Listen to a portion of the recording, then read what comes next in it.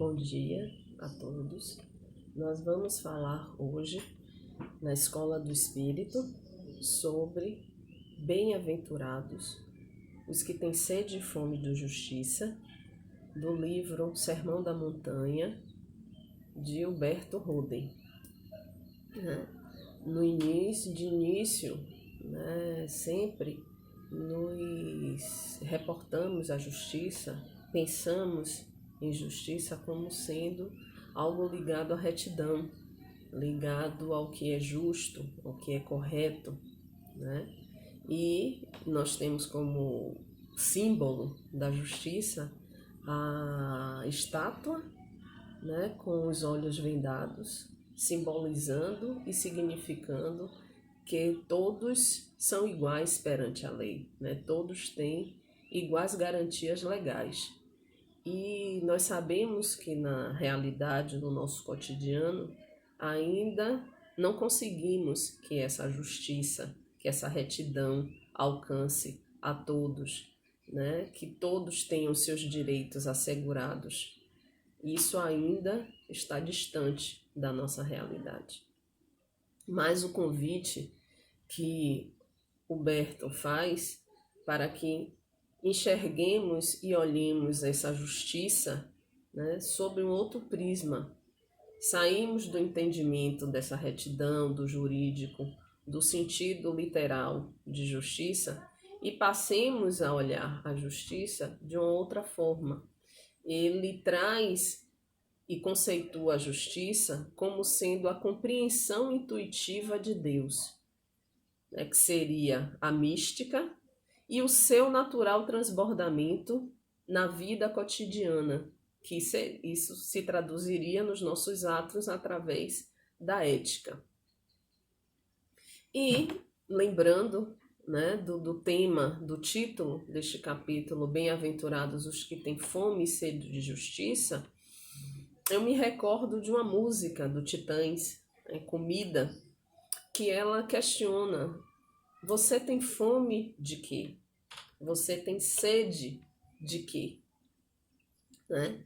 E eu lanço essa pergunta para que façamos uma primeira reflexão. Nós possuímos esse desejo intenso e essa vontade vivaz de compreender intimamente Deus? Estaríamos todos nessa busca? Humberto, ele começa o texto dizendo que esta bem-aventurança,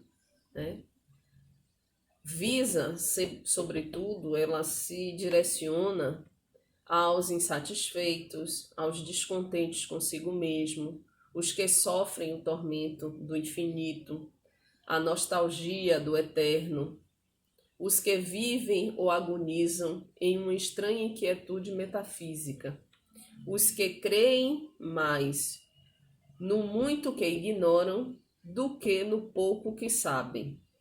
Ou seja, para aqueles insaciados e sedentos deste contato íntimo com Deus. Então, esta bem-aventurança se direciona a todos nós que nos encontramos insaciados e sedentos deste contato íntimo com Deus.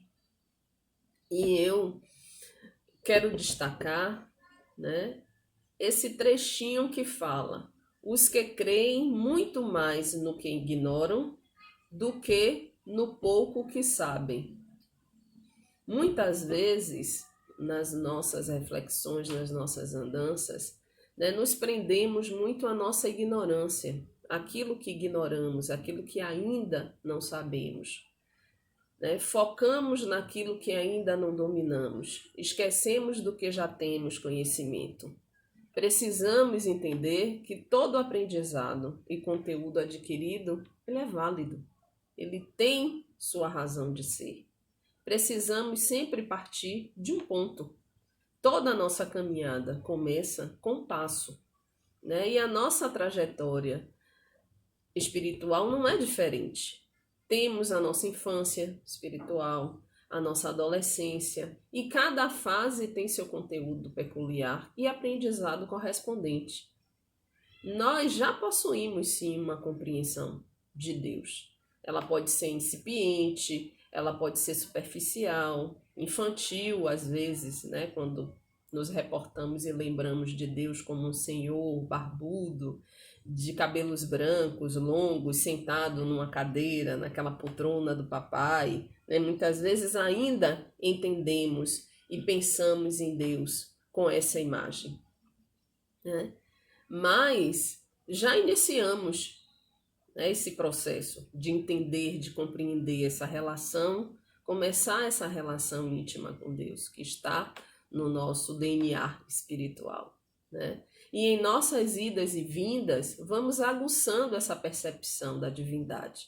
Vamos, a partir do momento que amadurecemos, que crescemos espiritualmente, que dilatamos a nossa consciência, né? Entendemos que essa busca, ela não terá sucesso se processar de fora para dentro, né? Se direcionarmos essa busca de entendimento e contato mais íntimo com a divindade exteriormente, buscando elementos para esse contato no exterior, né? Essa busca ela já não tem sucesso e ela começa ao passo que nós vamos caminhando, vamos percebendo que é necessário que essa busca seja interna, é necessário que essa busca seja um movimento íntimo, né? E o nosso amado Mestre Jesus, ele proclama, né, que felizes são os que têm fome e sede dessa experiência íntima, os que estão insatisfeitos com pouco ou com muito que alcançarem, porque essa insatisfação, esse vazio, essa incompletude que faz com que busquemos, né, que nos fomente um movimento de buscarmos mais informações, mais compreensão, né? E isso acontece porque o nosso amado mestre, ele sabe que essa trajetória, essa estrada que precisamos caminhar para a nossa ascensão espiritual, ela é enorme, né? E estamos, na maioria de nós, a maior parte de nós, no início dessa caminhada. Alguns na infância, alguns já conseguiram, né, atingir a adolescência e temos muito ainda a percorrer. Porém, o que faz a diferença nessa caminhada, o que faz com que essa caminhada tenha um melhor sentido para cada um, é quando acreditamos no resultado final, né? No que nos espera no final dessa estrada, né? Isso faz toda a diferença, acreditarmos no porvir, nessa vida futura. Isso faz a diferença do caminhar, quando sabemos o objetivo, qual a meta que queremos alcançar. Isso faz toda a diferença nessa caminhada.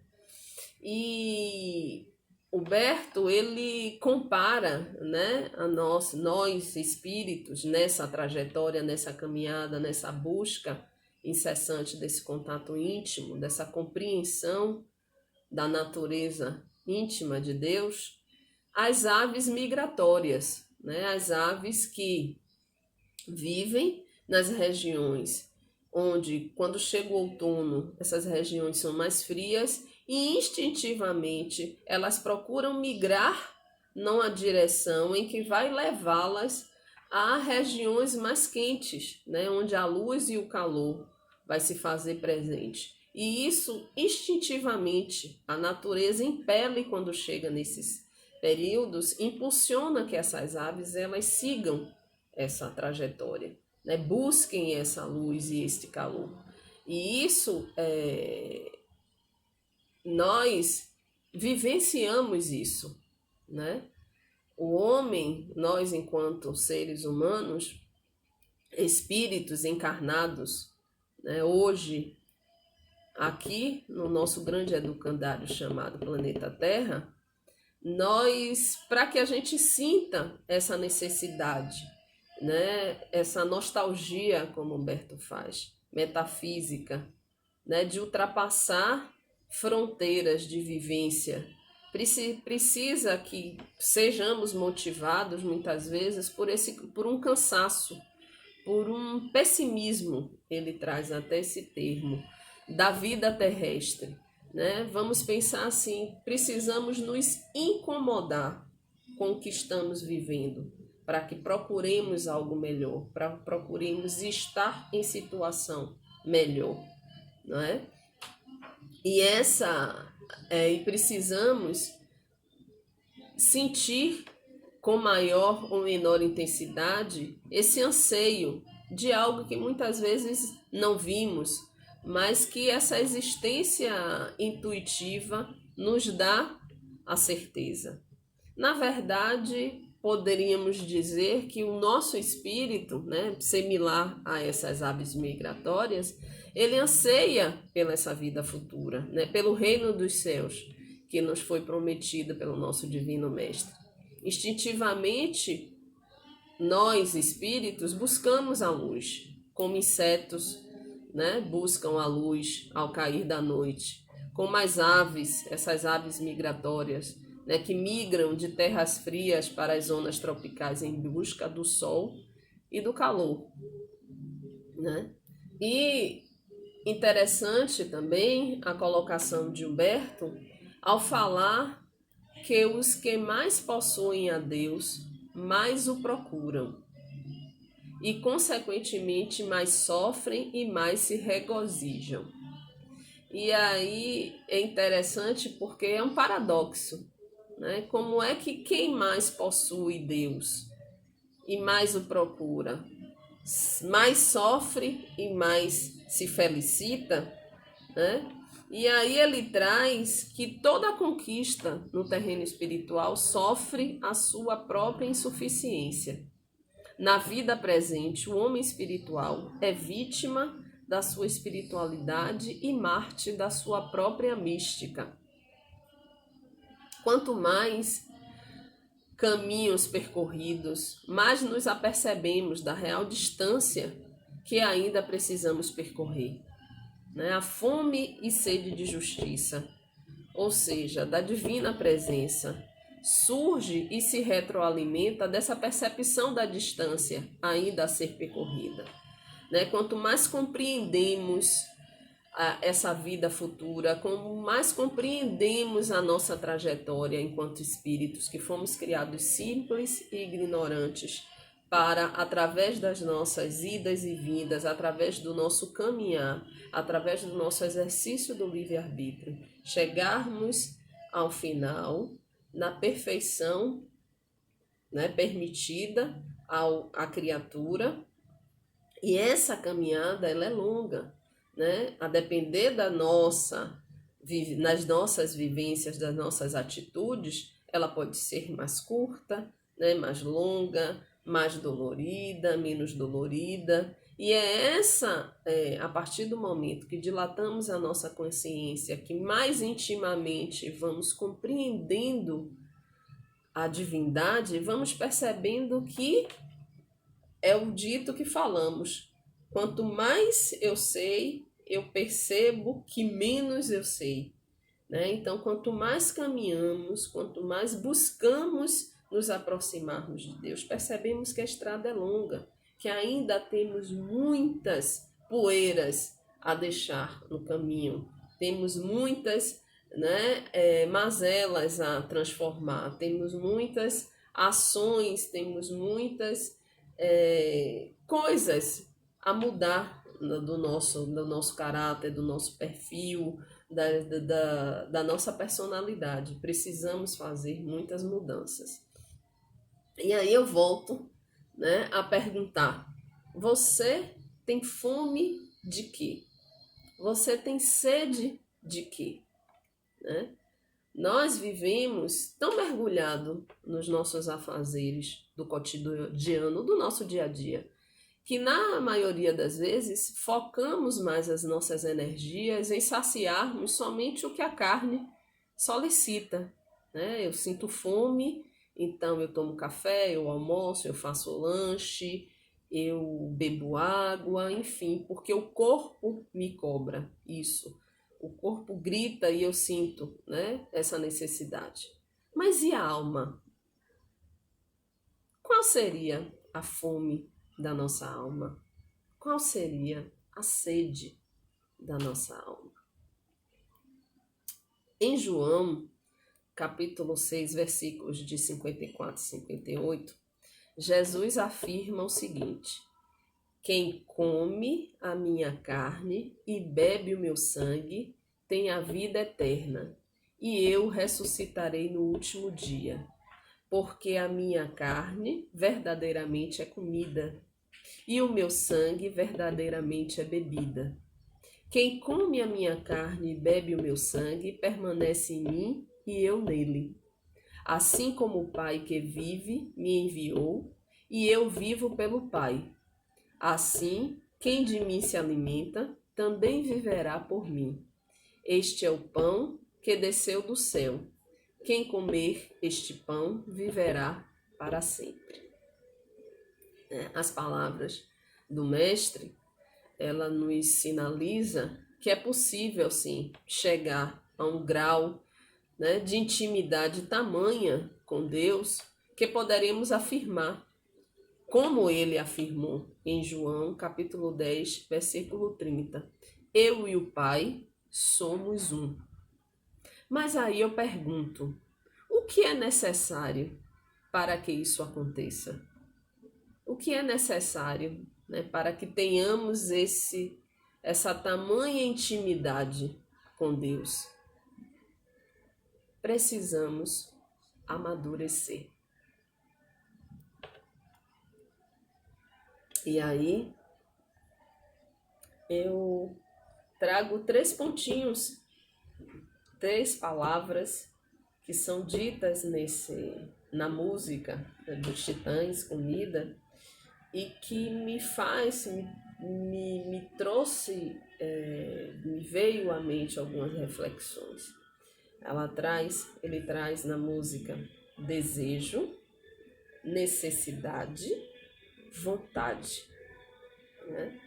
Em muitos momentos, nós temos o desejo de mudar, a vontade de sermos melhores. Porém, só quando a mudança se faz necessária, né, por aqueles empurrãozinhos que a vida nos dá, é que nos impelimos a realizá-la. E aí eu questiono, né? Desejamos essa compreensão intuitiva de Deus? Temos vontade de nos tornarmos íntimos da divindade? Necessitamos saciar nossa fome e sede de justiça? O Divino Mestre proclama que felizes os que sofrem essa fome e sede da experiência de Deus, porque eles serão saciados. Então, meus irmãos, diante dessa proclamação do nosso amado Mestre Jesus, que dá a certeza de que seremos saciados, dessa fome e dessa sede, desse contato íntimo com Deus, dessa experiência de Deus.